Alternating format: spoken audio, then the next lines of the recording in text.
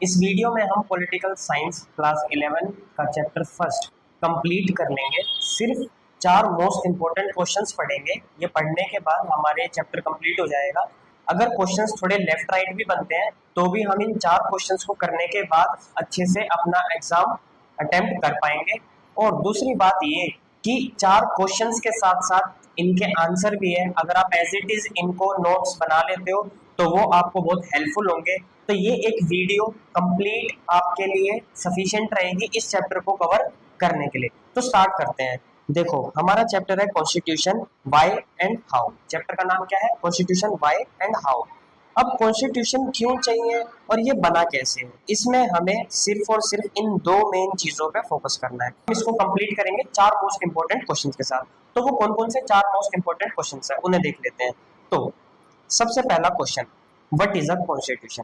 एक कॉन्स्टिट्यूशन होता क्या है, हमें ये पढ़ना है इस चैप्टर में। सेकंड है, फंक्शन एंड नीड क्या है एक कॉन्स्टिट्यूशन की।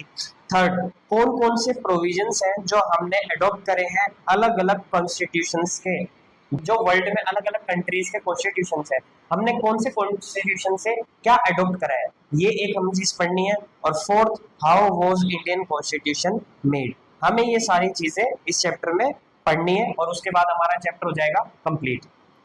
सबसे पहला question, what is a constitution? तो एक कॉन्स्टिट्यूशन होता क्या है? देखो, एक कॉन्स्टिट्यूशन एक ऐसा दस्तावेज होता है, एक ऐसा सेट ऑफ रूल होता है जो बेसिक प्रिंसिपल सेट कर देता है स्टेट के लिए कि गवर्नमेंट क्या काम करेगी, क्या गवर्नमेंट की लिमिटेशन है, क्या गवर्नमेंट के पास पावर है कि वो अपने सिटीजन को सुविधाएं देने के लिए उस पावर को एक्सरसाइज कर सकता है।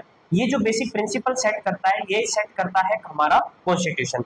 अब देख लेते हैं इसकी डेफिनेशन। आप एज इट इज इसके नोट्स भी उतार के रख सकते हो। देखो, a constitution is a body of fundamental principles according to which a state is constituted और गवर्न। स्टेट कैसे कंस्टिट्यूट करा गया है, स्टेट कैसे चलाया जाएगा, स्टेट कैसे रेगुलेट करेगा, कैसे गवर्न होगा, ये कौन डिसाइड कर रहा है? ये बेसिक प्रिंसिपल कौन डिसाइड कर रहा है? कॉन्स्टिट्यूशन डिसाइड कर रहा है। It is usually a written document containing number of articles about the state. ये यूजुअली रिटन होता है। अच्छा, अनरिटन हो सकता है? हाँ, होता है, बिल्कुल अनरिटन कंटेंट कॉन्स्टिट्यूशन भी होता है। लेकिन इसका मतलब ये नहीं है कि उसमें सारी हवाई बातें लिखा नहीं गया है कुछ भी, बस उसको कंपाइल करके किताब नहीं बनाया गया है, उसे अनरिटन कॉन्स्टिट्यूशन कह दिया जाता है।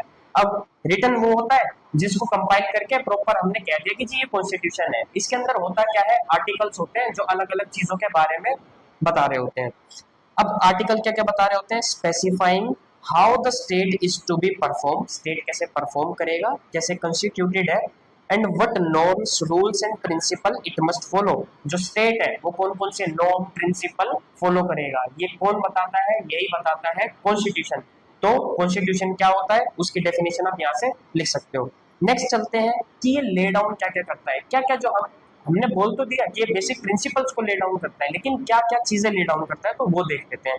सबसे पहले ये ले डाउन करता है how the government will be organised and run. Government कैसे ऑर्गेनाइज होगी और कैसे रन करेगी, कैसे वर्क करेगी, ये ले डाउन करता है। Second, power and responsibility of different institution. एक गवर्नमेंट के अंदर बहुत सारे इंस्टीट्यूशंस होते हैं, जैसे आपको ऑर्गन ऑफ गवर्नमेंट भी पढ़ा था शॉर्ट्स में। मैं ये सारी चीजें डिस्क्रिप्शन में डाल दूंगा, आप वहां से जाके एक एक टर्म को अच्छे से क्लेरिफाई कर सकते हो अपने लिए। अब पावर एंड रिस्पॉन्सिबिलिटी बताता है डिफरेंट डिफरेंट इंस्टीट्यूशंस की। फॉर एग्जांपल, भाई जुडिशरी क्या काम करेगी, ठीक है, जुडिशरी इंटरप्रिटेशन करेगी लॉ का, ठीक है। एग्जीक्यूटिव क्या काम करेगा, लॉ को इम्प्लीमेंट करेगा। अच्छा, बनाएगा कौन? लेजिस्लेचर बनाएगा। इनके बीच में डिस्ट्रीब्यूशन ऑफ पावर किस तरीके से होना चाहिए, ये सारी चीजें डिसाइड करता है क्या? कॉन्स्टिट्यूशन। कॉन्स्टिट्यूशन ही बताता है कि किसकी क्या क्या लिमिटेशंस होगी, किसकी क्या क्या पावर होंगी। Third, the rights of citizen. Citizen को तो प्रोटेक्ट करना है, करके रखना है, इसीलिए तो हम सारे कानून बना रहे हैं, उनके राइट्स को प्रोटेक्ट करना है। तो क्या क्या अधिकार होंगे सिटीजन के पास, ये कौन फिक्स करता है? Constitution. The basic values and goal of society. एक सोसाइटी की बेसिक वैल्यू क्या होनी चाहिए और एक गोल क्या है हमारी सोसाइटी का, हम किस दिशा में जाना चाहते हैं, ये कौन डिसाइड करता है? हमारा कॉन्स्टिट्यूशन। तो हमारा कॉन्स्टिट्यूशन क्या क्या चीजें ले डाउन करता है? ये 4 चीजें ले डाउन करता है। आप इन सारी चीजों के अच्छे से नोट्स बना लेना, इसके अलावा और कुछ पढ़ने की नीड नहीं पड़ेगी, सारे क्वेश्चन सही से आते हैं। In most countries like India, the constitution is one compact written document. बहुत सारी कंट्रीज में एक कॉम्पैक्ट डॉक्यूमेंट बना दिया गया है, जो सारी चीजें उसी के अकॉर्डिंग होती है, उसी को कॉन्स्टिट्यूशन कह दिया जाता है। लेकिन कुछ कंट्री है, जैसा मैंने बोला था अनरिटन वाली, like UK, there is no single document, वहां पे कोई ऐसा सिंगल डॉक्यूमेंट नहीं है जिसे कॉन्स्टिट्यूशन कहा जाए। लेकिन फिर वहां पे क्या है, जैसा कि मैंने पहले बताया था कि बहुत सारे अलग अलग डॉक्यूमेंट्स हैं, लेकिन उन्होंने कंपाइल नहीं कराए। तो सेम वही बात, instead of series of documents and decision taken together are referred to as the constitution. ठीक है। नेक्स्ट हमारा क्वेश्चन है functions and need of a constitution. क्या है functions and need of a constitution? हम पहले क्वेश्चन से भी थोड़ा बहुत आइडिया लगा सकते हैं कि होता क्या है, लेकिन अब इसको और डेप्थ में समझते हैं। देखो, सबसे पहले a society need a constitution because it perform 5 की function.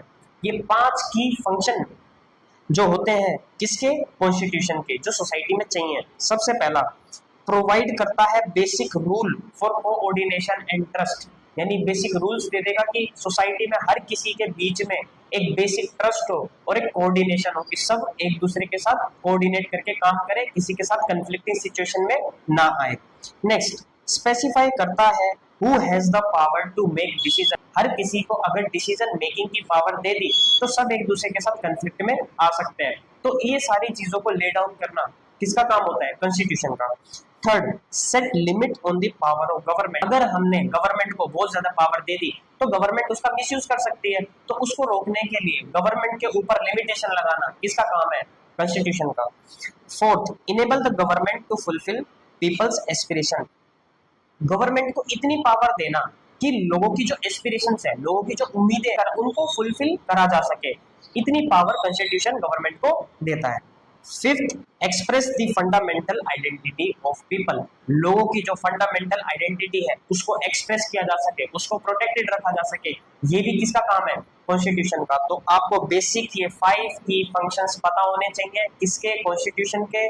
As it is paper में क्वेश्चन आ जाता है, आपके यूटी में आ सकता है, पीरियोडिक टेस्ट में आ सकता है, एस1 में आ सकता है। इसको अच्छे से लिख के रख लेना कि ये सारी चीजें इसमें होती हैं। सबसे पहले हम इसका सबसे पहला पॉइंट को एक्सप्लेन कर रहे हैं कि क्या क्या बेसिक प्रोविजंस होते हैं। आपके नोट्स में भी ये सारी चीजें एज इट इज हो जानी चाहिए, मैं इसका एक पीडीएफ भी प्रोवाइड कर दूंगा। देखो, provide basic rules for coordination and trust. Any group of people diverse in religion, उनका रिलीजन अलग अलग हो सकता है, उनका प्रोफेशन अलग अलग हो सकता है, उनकी वेल्थ अलग अलग हो सकती है, कोई अमीर हो सकता है, कोई गरीब हो सकता है, और उनके ओपिनियन अलग अलग हो सकते हैं। तो क्या इसका मतलब उनके बीच में कोऑर्डिनेशन नहीं होना चाहिए? नहीं, उस कोऑर्डिनेशन को मेंटेन करके रखना, एक बेसिक ट्रस्ट मेंटेन करके रखना किसका काम है, कॉन्स्टिट्यूशन, बाय मेकिंग लॉज। ठीक है। Need set of basic rules that are publicly known and legally enforceable. Publicly known का मतलब वो कानून हर किसी को पता हो, इसलिए तो कॉन्स्टिट्यूशन में हमने उसको ऐड करा है। और लीगली एनफोर्सेबल हो, इसका मतलब अगर कोई उनका वायलेशन करता है, कोई उन कानूनों का उल्लंघन करता है, तो लीगली कोर्ट में जाया जा सके। So that people can live together peacefully with assurance, यानी उस एश्योरेंस के साथ, उस गारंटी के साथ जी सके that other will follow the same rule. तो ये थे हमारी एक्सप्लेनेशन पहले की फंक्शन की। अब चलते हैं नेक्स्ट पे। Specifies who has the power to make decision. ये स्पेसिफाई करता है कि किसके पास डिसीजन मेकिंग पावर है और किसके पास नहीं है। जैसे the constitution decides who gets to govern. Constitution decide करेगा कौन सरकार चलाएगा। वेदर अ मोनार्क, एक मोनार्क होगा यानी राजा होगा। टाइप्स ऑफ गवर्नमेंट में मैंने इसको कवर करवाया है, आप वो शॉर्ट दे सकते हो, मैं उसको भी डिस्क्रिप्शन में डाल दूंगा। अ सिंगल पार्टी, क्या एक सिंगल पार्टी होगी जो सरकार चलाएगी। और पीपल, क्या लोग होंगे। थ्रू इलेक्टेड रिप्रेजेंटेटिव, यानी वो रिप्रेजेंटेटिव जिसको इलेक्ट करके लोगों ने भेजा है। किसके द्वारा सरकार चलाई जाएगी, कौन डिसाइड कर रहा है, कॉन्स्टिट्यूशन।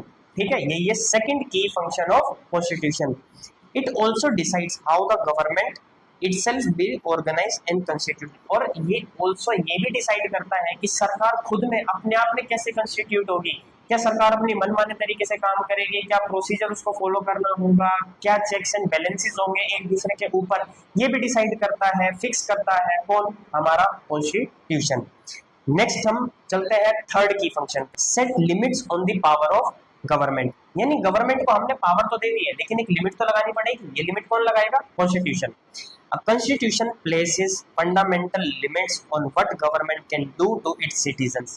एक गवर्नमेंट अपने सिटीजन्स के लिए क्या कर सकती है, उस पर लिमिट लगाता है कौन, हमारा कॉन्स्टिट्यूशन। कैसे? मेनली थ्रू फंडामेंटल राइट्स, अपने सिटीजन्स को फंडामेंटल राइट्स देकर।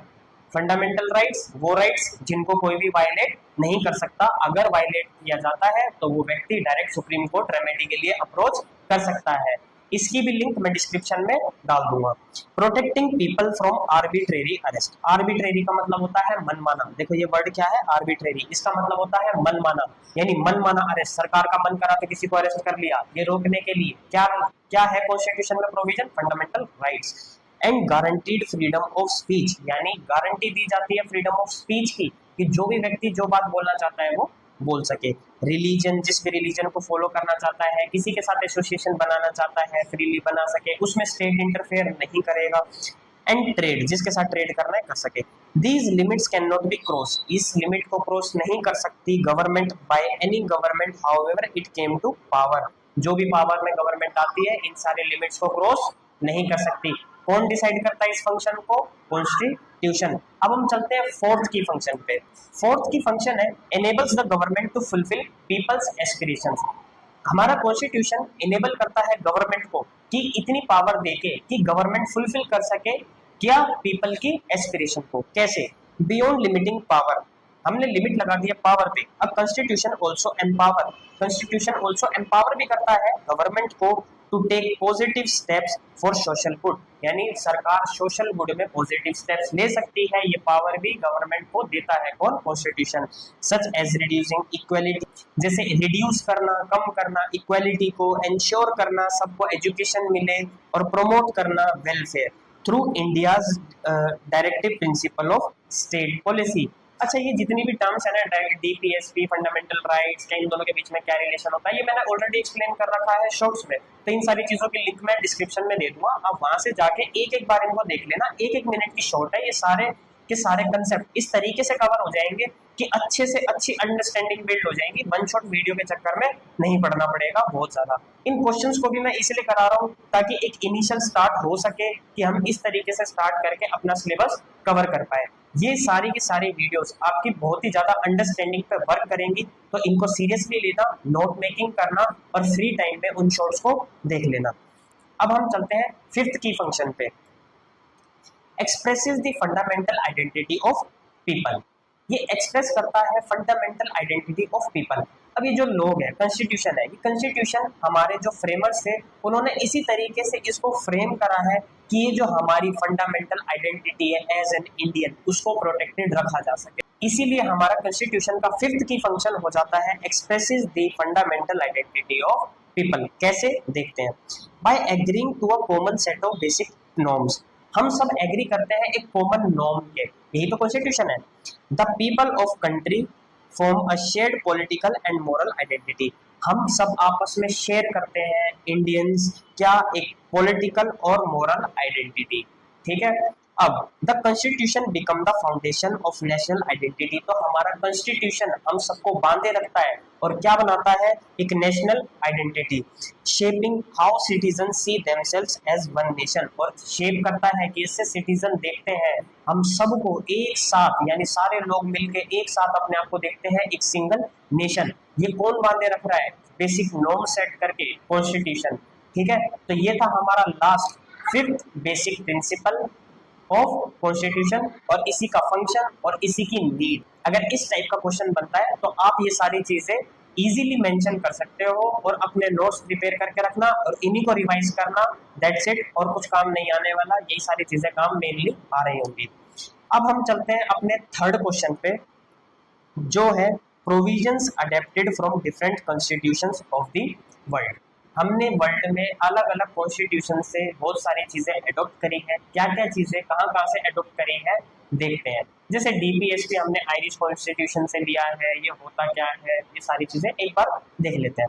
देखो इंपॉर्टेंट नोट देखते हैं सबसे पहले, this was not blind copy, ये आंख बंद करके कॉपी करना नहीं था। हम मान लो 5 लोग हैं, 5 लोगों में कुछ ना कुछ अच्छाई है, कुछ ना कुछ बुराई है, अगर हम पांचों से एक एक अच्छाई या दो दो अच्छाई उनकी आइडेंटिफाई करके सीख लेते हैं तो ये चुराना नहीं होता, उनसे इंस्पायर होना होता है। तो यहाँ पे इसी चीज को एक्सप्लेन करा गया है कि हमने जो अलग अलग चीजों से लिया है वो चुराया नहीं है, उनसे इंस्पायर होकर उनसे हमने अच्छे अच्छे प्रोविजंस एडॉप्ट कर लिए हैं। तो as doctor B R Ambedkar explain each borrowed provisions was modified, उसको मॉडिफाई करा था हमारे कंटेक्स्ट में फिट बैठाने के लिए। Variation made to remove the faults, हमने उनकी अच्छाइयों में से भी बहुत सारे फॉल्ट निकाल लिए, उसके बाद इस प्रोविजन को फिट बैठाया। To suit India's own specific problem, कि हम इंडिया की अपनी स्पेसिफिक प्रॉब्लम को डील कर सकें, उसे रिजॉल्व कर सकें। Every provision had to be defended on the ground that it was appropriate for conditions। और जब इसको फ्रेम करा गया था तो इन सारी चीजों पे प्रॉपर डिबेट हुई थी, इन सारी चीजों को इसी तरीके से सेट करा गया था कि इंडिया के वेलफेयर के लिए, इंडिया की नीड्स को फुलफिल करने के लिए इन सारी चीजों को शेप करके फिट किया गया है। तो एक बार अब हम इन प्रोविजंस पे भी नजर डाल लेते हैं और आप इनको अच्छे से याद कर लेना, मेमोराइज कर लेना, नोट बना के, ये सारी चीजें इंपॉर्टेंट होती है। तो क्या क्या प्रोविजंस थे? सबसे पहले ब्रिटिश कॉन्स्टिट्यूशन से क्या लिया? First pass the post electoral system. Electoral system दो टाइप के होते हैं, first pass the post and proportional representation. इसकी भी लिंक पर डाल दूंगा। पार्लियामेंट्री फॉर्म ऑफ गवर्नमेंट, कि हमें कैसी फॉर्म ऑफ गवर्नमेंट होनी चाहिए? पार्लियामेंट्री फॉर्म ऑफ गवर्नमेंट होनी चाहिए जिसका हेड ऑफ स्टेट पीएम होता है। Idea of rule of law, कि रूल होगा तो कानून का होगा, किसी व्यक्ति का नहीं होगा, उसकी आइडियोलॉजी का नहीं होगा, किसका रूल होगा? लॉ का रूल होगा। Institution of the speaker and his her role, उसका रोल क्या होगा और स्पीकर का क्या काम होगा, उस स्पीकर होना चाहिए। लॉ मेकिंग प्रोसीजर, ये हमने कहाँ से लिया है? ब्रिटिश कॉन्स्टिट्यूशन से। यूएस के कॉन्स्टिट्यूशन से हमने क्या लिया है? Fundamental rights, power of judicial review and independence of judiciary. ठीक है। आयरिश कॉन्स्टिट्यूशन से हमने क्या लिया है? डीपीएसपी। फ्रेंच कॉन्स्टिट्यूशन से हमने क्या लिया है? Principle of liberty, equality and fraternity. Fraternity बहुत हार्ड वर्ड लगता है सुनने में, बहुत इजी है, भाईचारा इसी को बोलते हैं फ्रेटर्निटी। कैनेडियन कॉन्स्टिट्यूशन, खासी फेडरल फॉर्म ऑफ गवर्नमेंट, कि भाई दो लेवल पे गवर्नमेंट होगी, एक सेंट्रल गवर्नमेंट होगी, एक स्टेट गवर्नमेंट होगी, ज्यादा पावर सेंट्रल गवर्नमेंट के पास होगी। ठीक है, तो ये सारा system. Idea of residual power, ये सारी चीजें हमने कैनेडियन कॉन्स्टिट्यूशन से ली थी, तो आप इनको नोट डाउन कर लेना और अच्छे से याद कर लेना। अब हम आ जाते हैं लास्ट एंड फोर्थ क्वेश्चन पे। ठीक है, इसके बाद ये चैप्टर बिल्कुल कंप्लीट है। क्वेश्चन है, how was the Indian constitution made? Basic 6 stages पे इसको हमने बांट लिया है। ठीक है, सबसे पहले कॉन्स्टिट्यूएंट असेंबली, ठीक है, फिर इसकी composition, cabinet mission plan. After partition हमने इसको कैसे डील करा? The principle of deliberation, important है। Inheritance of national movement and balance institutional arrangement, यानी जो इंस्टीट्यूशन है इनके बीच में बैलेंस को अरेंज करना। देखते हैं, सबसे पहले the constituent assembly. The formally made by the constituent assembly, इसको फॉर्मली बनाया गया constituent assembly. Originally elected by undivided India, इसको ओरिजिनली इलेक्ट करा था अनडिवाइडेड इंडिया, यानी इंडिया पाकिस्तान जब एक साथ थे तब इसको इलेक्ट किया गया था। फर्स्ट सिटिंग हुई थी इसकी 9 दिसंबर 1946 में। फिर इनको रीअसेंबल करा गया फॉर डिवाइडेड इंडिया के लिए, कब? 14 अगस्त 1947। Member were chosen by indirect election by members of the provincial legislative assemblies. ठीक है, इसको याद करना पड़ेगा, ये फैक्ट है। Setup under the government of act 1935, ठीक है, एक गवर्नमेंट ऑफ इंडिया एक्ट था 1935, उसके अंदर ये सारी चीजें सेटअप करी गई थी based on the cabinet mission plan. अब चलते हैं हम अपने नेक्स्ट पे। नेक्स्ट है कंपोजिशन। कैबिनेट मिशन जो प्लान था, इसकी कंपोजिशन कैसे थी? देखो, सीट्स अलॉट करी गई थी प्रोविंसेस को, बहुत सारे प्रोविंसेस में इसको बांटा गया था उस समय स्टेट को। ठीक है, अब हुआ क्या था, इंडिया उस टाइम पे स्टेट्स ना होके बहुत सारे प्रोविंसेस में डिवाइडेड था। ठीक है, तो इनको कहा जाता था प्रिंसली स्टेट। इनको हमने डिवाइड करा कि 10 लाख पॉपुलेशन है, उनके लिए एक रिप्रेजेंटेटिव हो। हमने इसको डिवाइड करा 10 लाख पीपल के ऊपर एक उनका रिप्रेजेंटेटिव हो, जो एक पीपल है वो उन 10 लाख को रिप्रेजेंट कर रहा होगा। हमने इस तरीके से इसमें से मेंबर्स को इलेक्ट करा, पहली बात। दूसरी, प्रोविंसेस इलेक्टेड 292 मेंबर्स। इन प्रोविंसेस से कितने मेंबर्स को? 292 मेंबर्स से इलेक्ट करा गया। Princely states got a minimum of 93 seat. Princely states को कितनी सीट मिली? 93 seats. Seats in each province divided among Muslim, Sikh and general communities. वही है, जिस प्रकार के लोग थे उनके बीच में सीट्स डिवाइड हुई। Representatives elected by proportional representation with single transferable vote. मैंने बोला था इलेक्टोरल सिस्टम दो टाइप के होते हैं, फर्स्ट पास्ट द पोस्ट और प्रोपोर्शनल रिप्रेजेंटेशन। तो यहाँ पे इलेक्शन किस टाइप से हुआ है, प्रोपोर्शनल रिप्रेजेंटेशन के टाइप से हुआ है। ठीक है, आप शॉर्ट देख लेना, आपको समझ आ जाएगा प्रोपोर्शनल रिप्रेजेंटेशन होता क्या है। ठीक है, और अगर प्रॉपर वीडियो चाहिए तो आप कमेंट कर देना, मैं प्रॉपर वीडियो भी बना दूंगा। अब चलते हैं नेक्स्ट, आफ्टर पार्टीशन इन सारी चीजों का कैसे काम हो रहा था। देखो, members of territories become Pakistan cease to be part of assembly. जो मेंबर्स थे जो पाकिस्तान के टेरिटरी से आ रहे थे उनको हटा दिया गया। टोटल मेंबरशिप जो गिर के आ गई, कहाँ आ गई, 299 पे। कॉन्स्टिट्यूशन एडॉप्ट करा हमने 26 नवंबर 1949 को।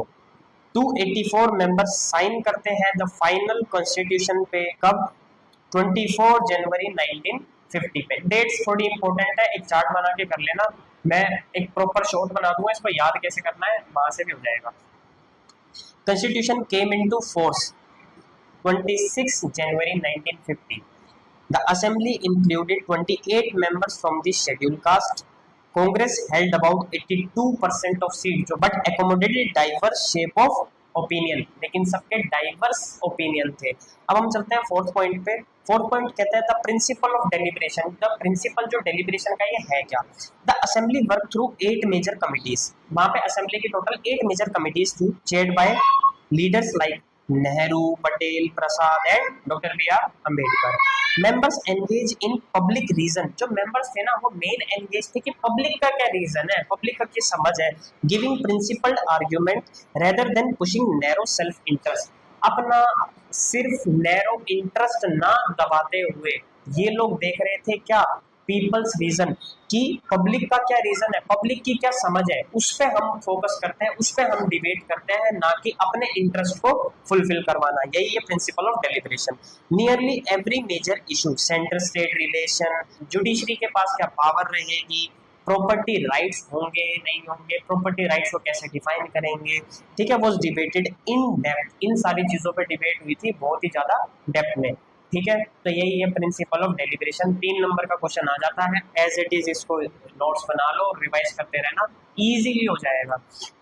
Only universal suffrage was passed without debate. अब सारी चीजों पे डिबेट हो रही थी, यूनिवर्सल सफरेज मतलब हर एक एडल्ट व्यक्ति को वोट डालने का अधिकार हो। इस ये सिंगल एक ऐसा टॉपिक है जिसपे किसी ने डिबेट नहीं करी, इजीली इसको पास कर दिया गया। Showing the assemblies deep democratic commitment. इससे क्या दिखाई देता है कि असेंबली की जो मेन जो चाहते हैं असेंबली में कि हो सारे लोग, वो क्या चाहते हैं कि डेमोक्रेटिक कमिटमेंट दिखती है यहाँ से इन सारे मेंबर्स की। Assembly met for 166 days spread over 2 years 11 months and 18 days, जो यहाँ पे मेंशन नहीं है। Sessions were open to press and public. जो ये सेशंस थे वो प्रेस के लिए भी ओपन थे और पब्लिक के लिए भी ओपन थे। तो अब आ जाते हैं हम अपने फिफ्थ पॉइंट पे, inheritance of the nationalist movement. यानी जो नेशनलिस्ट मूवमेंट हुए थे उससे हमने क्या इनहेरिट करा। The constitution did not emerge only after the assembly. ये सिर्फ और सिर्फ असेंबली से ही नहीं एमर्ज हुआ है हमारा constitution. It built on decades of debate during India's freedom struggle. India जब फ्रीडम के लिए स्ट्रगल कर रहा था तो जो बहुत सारी चीजें फेस करी थी, हमने उन सारी चीजों से सीखते हुए अपने कॉन्स्टिट्यूशन को फ्रेम करा है। The objective resolution moved by Nehru in 1946 summarized these inheritance principle। ये सारी चीजें इसमें समराइज्ड है। जैसे सोवरेनिटी, एक स्टेट है वो एक्सटर्नली किसी भी फोर्स के द्वारा कंट्रोल ना हो, इंटरनली भी ना हो, स्टेट फ्रीली काम कर सके। रिपब्लिकनिज्म, जस्टिस, इक्वालिटी, लिबर्टी और सेफ गार्ड करना माइनॉरिटी एंड बैकवर्ड क्लास को। ठीक है, तो ये सारी चीजें नेशनलिस्ट मूवमेंट से आती है। लास्ट जो इसका पॉइंट है, these values were later given institutional shape in final constitution. फिर लास्ट में इन सारी चीजों को डिबेट करते हुए, समझते हुए, आइडेंटिफाई करके इंस्टीट्यूशनल शेप दे दी गई और कॉन्स्टिट्यूशन में डाल दिया गया। तो इन सारी चीजों को हमने इनहेरिट करा है कहाँ से, नेशनलिस्ट मूवमेंट से। लास्ट एंड सिक्स्थ पॉइंट हमारे इस प्रॉपर वीडियो का वो है balance institutional arrangement. Most important भी कह सकते हैं हमारी अंडरस्टैंडिंग के लिए। The assembly carefully balanced power among the legislature, executive and judiciary, जो चैप्टर अभी हम आगे पढ़ेंगे, इसलिए मैंने बोला अंडरस्टैंडिंग के लिए।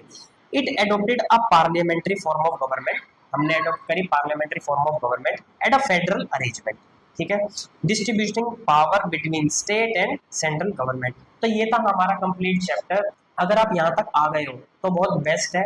अगर आप इन सारी चीजों के नोट्स प्रॉपर बना लेते हो, रिवाइज कर लेते हो, मोर देन सफिशिएंट है। अगर कोई भी इम्प्रूवमेंट है या कोई डाउट है आप कमेंट कर सकते हो, मैं डेफिनेटली नेक्स्ट वीडियो में इम्प्रूव चीजों के साथ आपको मिलूंगा।